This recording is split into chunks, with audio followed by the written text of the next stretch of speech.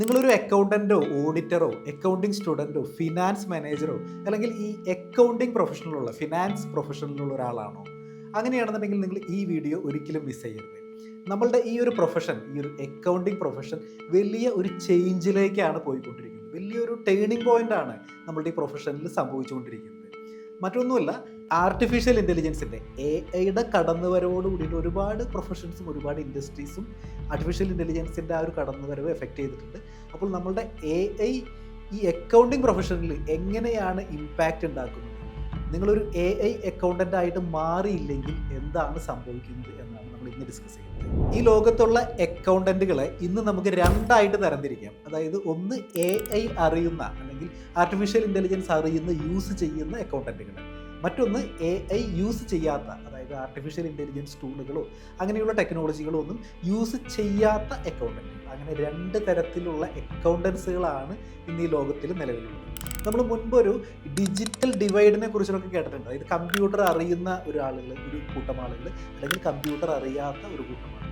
അപ്പോൾ അതുപോലെ അത്ര സില്ലി മാറ്റർ ഒന്നും അല്ല കേട്ടോ ഇത് കുറച്ച് സിവിയർ ആയിട്ടുള്ള, കുറച്ച് ഭീകരമായിട്ടുള്ള ഒരു ഡിവിഷനാണ് ഈ അക്കൗണ്ടൻസിൻ്റെ ഇടയിൽ കൊണ്ടുവന്നിരിക്കുന്നത്. കാരണം അറിയുന്ന ഒരു അക്കൗണ്ടൻ്റ് ഉണ്ടല്ലോ, അയാൾ മിനിറ്റുകൾക്കുള്ളിൽ ചില കാര്യങ്ങൾ ചെയ്തു തീർക്കുമ്പോൾ അറിയാത്ത ഒരാൾ അത് ചിലപ്പോൾ മണിക്കൂറുകളോളം അല്ലെങ്കിൽ ദിവസങ്ങളോളം ആഴ്ചകളോളം എടുത്തിട്ടായിരിക്കും ആ ഒരു അസൈൻമെൻറ്റ് ചെയ്തു തീർക്കുന്നത്.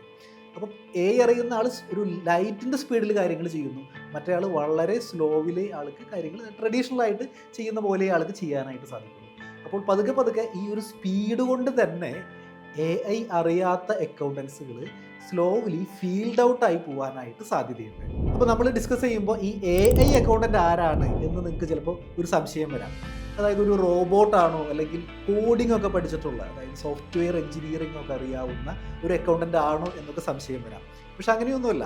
അതായത് എന്നെപ്പോലെ അല്ലെങ്കിൽ നിങ്ങളെപ്പോലെയൊക്കെയുള്ള ഒരു സാധാരണ അക്കൗണ്ടൻറ്റ്. പക്ഷെ ഒരു വ്യത്യാസം എന്ന് പറയുന്നത്, അദ്ദേഹം ടൂളുകൾ അദ്ദേഹത്തിൻ്റെ ഡേ ടു ഡേ അസൈൻമെൻറ്റ്സുകളിലുണ്ട്. അതായത് ഓഫീസ് വർക്കുകളിൽ ടൂളുകൾ അല്ലെങ്കിൽ ടെക്നിക്കുകൾ യൂസ് ചെയ്യുന്നു എന്നുള്ളതാണ്.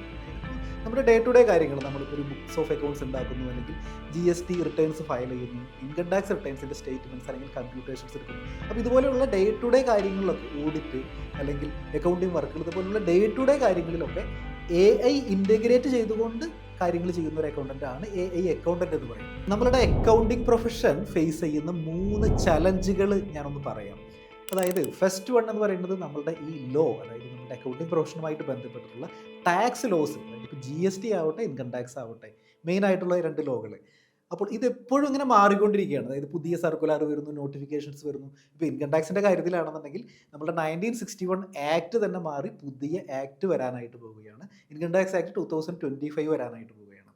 അപ്പോൾ ഇതുപോലെ എപ്പോഴും ഇങ്ങനെ ആക്ടും ലോയും നോട്ടിഫിക്കേഷൻസും ഒക്കെ, അതുപോലെ നമ്മുടെ ഈ ബാക്ക്ഗ്രൗണ്ടിലുള്ള ആ ഒരു നോളജ് ബേസ് എപ്പോഴും ഇങ്ങനെ മാറിക്കൊണ്ടിരിക്കുന്നു. ഇതാണ് ഏറ്റവും വലിയ ഒരു ചലഞ്ച് അക്കൗണ്ടൻസ് ഫേസ് ചെയ്യുന്നത്. ഇനി രണ്ടാമത്തെ ചലഞ്ച് എന്ന് പറയുന്നത്, ഇപ്പോൾ അക്കൗണ്ടിങ് ഫീൽഡിൽ സ്റ്റാഫുകളെ കിട്ടാനായിട്ട് വളരെ ബുദ്ധിമുട്ടാണ്. പ്രത്യേകിച്ച് ഇപ്പോൾ ചാർട്ടേഡ് അക്കൗണ്ടൻസിൻ്റെ ഓഫീസിലൊക്കെ അറിയാം, ആർട്ടിക്കിൾസ് ട്രെയിനീസിന് കിട്ടാനായിട്ട് ഇത്തിരി ബുദ്ധിമുട്ടാണ്.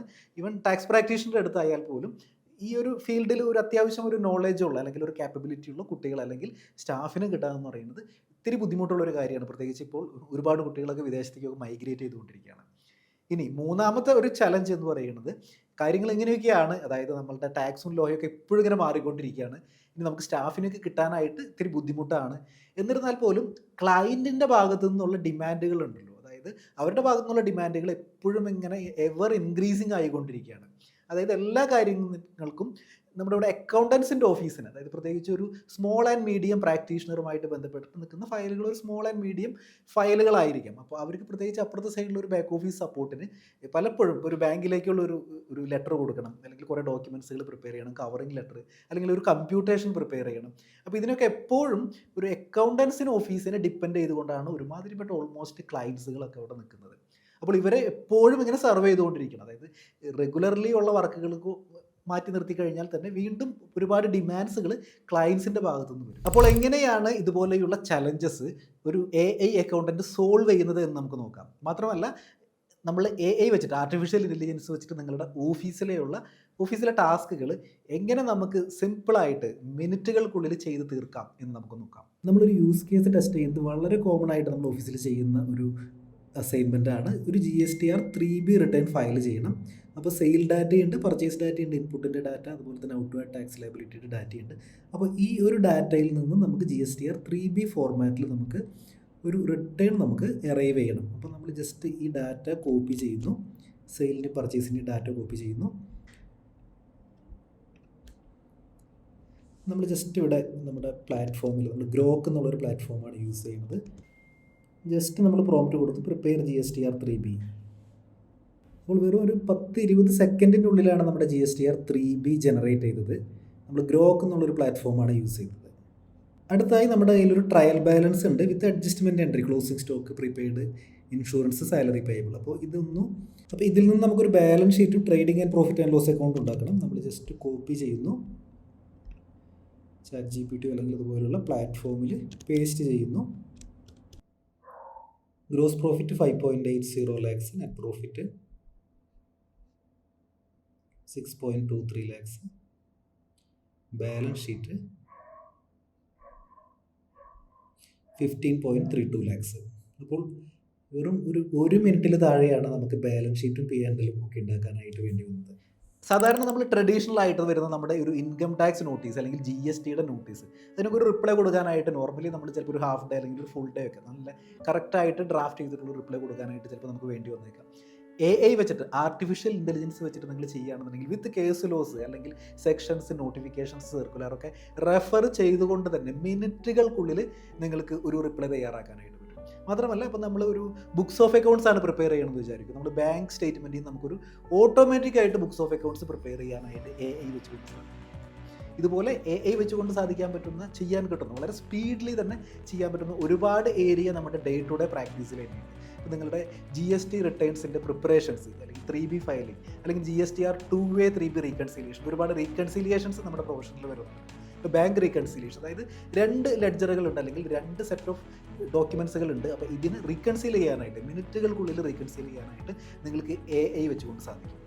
അതുമാത്രമല്ല, നമ്മുടെ ഓഫീസിലെ ഡേ ടു ഡേ വർക്കിൻ്റെ അസൈൻമെൻറ്റ്സുകൾ അല്ലാന്നുണ്ടെങ്കിൽ ഇപ്പം നമുക്കൊരു റിപ്ലൈ കൊടുക്കണം അല്ലെങ്കിൽ ഒരു അസൈൻമെൻറ്റ് ലെറ്റർ കൊടുക്കണം, അങ്ങനെയുള്ള അല്ലെങ്കിൽ നമ്മളുടെ ഓഫീസ് എൻഗേജ്മെൻറ്റ് ലെറ്റേഴ്സ്, ഇതേപോലെയുള്ള ഡേ ടു ഡേ ലെറ്റേഴ്സുകൾ അല്ലെങ്കിൽ മെമ്മോസ്, പ്രിപ്പറേഷൻസ്, ഇതെല്ലാം AI വെച്ചുകൊണ്ട് മിനിറ്റുകൾക്കുള്ളിൽ നിങ്ങൾക്ക് ചെയ്തു തീർക്കാനായിട്ട് സാധിക്കും. അപ്പോൾ ഇതുവരെ നമ്മൾ കണ്ടത് നമ്മളുടെ ഒരു സാധാരണ ഓഫീസിലെ ഒരു ഡേ ടു ഡേ ഓപ്പറേഷൻസ് ഒക്കെ എങ്ങനെ AI വെച്ചിട്ട് ചെയ്യാമെന്നായിരുന്നു. പക്ഷേ കാര്യങ്ങൾ അവിടെ നിൽക്കുന്നില്ല കേട്ടോ. നിങ്ങൾക്ക് ഒരു അഡ്വാൻസ്ഡ് ലെവലിൽ തന്നെ ആർട്ടിഫിഷ്യൽ ഇൻ്റലിജൻസ് വെച്ചിട്ട് നിങ്ങൾക്ക് കാര്യങ്ങൾ ചെയ്യാനായിട്ട് സാധിക്കും. ഉദാഹരണത്തിന്, നിങ്ങളൊരു അപ്പീൽ ഫയൽ ചെയ്യുകയാണെന്ന് കരുതുന്നത്, ഇപ്പോൾ GSTയിലോ ഇൻകം ടാക്സിലോ, ഇപ്പോൾ ഇൻകം ടാക്സിലാണെന്നുണ്ടെങ്കിൽ നമ്മൾ ഫോം നമ്പർ 35 അപ്പീൽ ഫയൽ ചെയ്യുന്നു.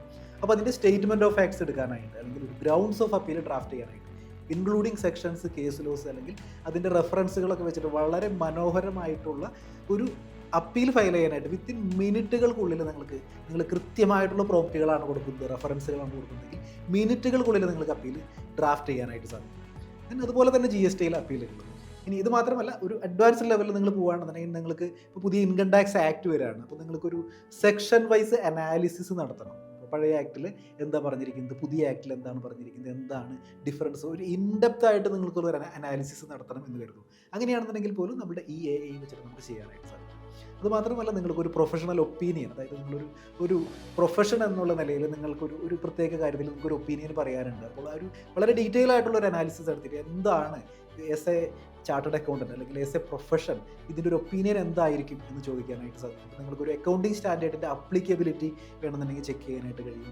നിങ്ങൾക്കൊരു ഓഡിറ്റ് പ്രോഗ്രാം തയ്യാറാക്കാനായിട്ട്, നിങ്ങൾക്കൊരു ഓഡിറ്റ് കിട്ടി, ഒരു ഓഡിറ്റ് റിലേറ്റഡായിട്ട് വലിയൊരു ഓഡിറ്റ് പ്രോഗ്രാം അല്ലെങ്കിൽ ഒരു ഓഡിറ്റ് ഡോക്യുമെൻറ്റേഷൻ, അങ്ങനെ ഒരു അക്കൗണ്ടിങ് പ്രൊഫഷനിൽ നിങ്ങളുടെ ഓഫീസിൽ എന്താണോ ചെയ്യുന്നത്, നിങ്ങൾക്കൊരു പ്രൊജക്റ്റ് റിപ്പോർട്ട് മിനിറ്റുകൾക്കുള്ളിൽ തയ്യാറാക്കാനായിട്ട്, അങ്ങനെ നിങ്ങൾ ഓഫീസുമായിട്ട് ബന്ധപ്പെട്ടിട്ട് ഡേ ടു ഡേ ലൈഫിൽ നിങ്ങൾക്ക് ഇമാജിൻ ചെയ്യാനായിട്ട് സാധിക്കുമോ, എന്തൊക്കെ അസൈൻമെൻറ്റ്സുകൾ നിങ്ങൾക്കുണ്ടോ, ഇതെല്ലാം നിങ്ങൾക്ക് ആർട്ടിഫിഷ്യൽ ഇൻ്റലിജൻസ് ടൂളുകൾ വെച്ചിട്ട് മിനിറ്റുകൾക്കുള്ളിൽ ചെയ്തു തീർക്കാനായിട്ട് സാധിക്കും. അപ്പോൾ നിങ്ങളൊരു AI അക്കൗണ്ടൻ്റ് ആയിട്ട് മാറിയില്ല എന്നുണ്ടെങ്കിൽ നമ്മൾ നേരത്തെ പറഞ്ഞതുപോലെ നിങ്ങൾ ഫീൽഡ് ഔട്ട് ആയി പോകാനായിട്ടുള്ള സാധ്യത 100% ഉറപ്പാണ്.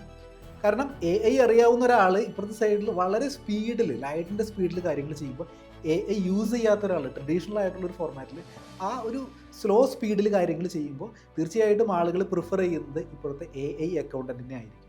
അപ്പോൾ നിങ്ങൾക്ക് ഇതൊക്കെ കേൾക്കുമ്പോൾ ഒരു സംശയം ഉണ്ടാവാം, എങ്ങനെ നിങ്ങൾക്കൊരു AI അക്കൗണ്ടൻ്റ് ആയിട്ട് മാറാം എന്നുള്ളത്. നിങ്ങളെ ഒരു AI അക്കൗണ്ടൻ്റ് ആക്കി മാറ്റാനായി അതിന് നിങ്ങളെ പ്രാപ്തനാക്കാൻ AI ബന്ധപ്പെട്ടിട്ട് ഒരു എക്സ്ക്ലൂസീവ് കമ്മ്യൂണിറ്റി നമ്മൾ സ്റ്റാർട്ട് ചെയ്തിട്ടുണ്ട്. AI വരുന്ന പുതിയ പുതിയ മാറ്റങ്ങൾ, അപ്ഡേറ്റ്സുകൾ അറിയാനായിട്ട്. അപ്പോൾ നിങ്ങൾക്ക് ഫ്രീ ആയിട്ട് ആ കമ്മ്യൂണിറ്റിയിൽ ജോയിൻ ചെയ്യാം. അതിനുള്ള ലിങ്കും നമ്മൾ ഡിസ്ക്രിപ്ഷനിൽ കൊടുത്തിട്ടുണ്ട്, ഫസ്റ്റ് കമൻ്റായിട്ട് പിൻ ചെയ്തിട്ടുണ്ട്. അപ്പോൾ AI കുറിച്ചുള്ള നമ്മളുടെ ഇന്നത്തെ വീഡിയോ യൂസ്ഫുൾ ആയി എന്ന് കരുതുന്നു. മറ്റൊരു വീഡിയോ ആയിട്ട് വീണ്ടും കാണാം. Thanks for watching.